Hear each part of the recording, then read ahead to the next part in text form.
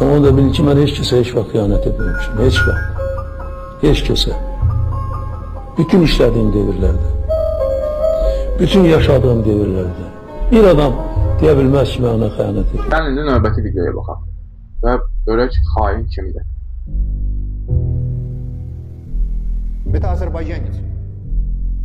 Это человек, который отвечал за азербайджанскую армию во время Первой Карабахской войны. İşte bu Azərbaycanlıdır və bu adam 1-ci Qarabağ müharibəsində orduya rəhbəri cavabdehlik edirdi. И его зовут Сурет Гусейнов. О нем не рассказывает Сандал Бабаян. Господин Бабаян, надеюсь, вы посмотрите этот эфир. И мне интересно, вы ответите на этот эфир или нет. Сурет Гусейнов отвечал за азербайджанские войска. И в первых числах июня Сурет Гусейнов дает приказ снять около 60% всех азербайджанских войск со всего фронта. İşte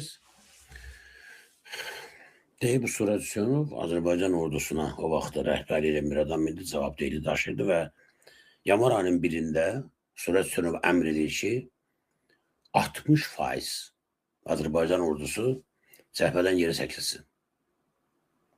Можете себе представить? То есть азербайджанская армия уже подходит к Степанакерту, большая часть Мартакерского района захватила.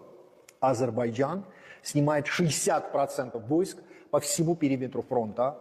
Azərbaycan deyir ordusu Mardakeri tam azad edib, Ağdərəni tamam götürüb, yaxınlaşır artıq Xankəndirə. Bu vaxt Surət Hüseynov əmr edir, bütün cəbhə boyu 60% hərbi qüvvələr geri çəkilir. И захватывает город Гянджу. То есть этот азербайджанец устраивает переворот и захватывает город Гянджу. Baxın dostlar, deyir 60% qoşun geri çəkir və Gəncəni işğal edir. Gəncəni ələ keçirir və dövlət çevrişir. Он захватывает не только Гянджу, но его азербайджанские войска, которые снялись с фронта, захватывают почти все населенные пункты вокруг Гянджи. Deyir o təstənə Gəncəni işğal eləmir. Onun hərbi qüvvələri Bakıdan, yəni Gəncədən Bakıya qədər hər yeri ələ keçirir. Более того, в начале июня Сурет Гусейнов начинает наступление, внимание, на Баку. То есть все азербайджанские войска, 60%, которые...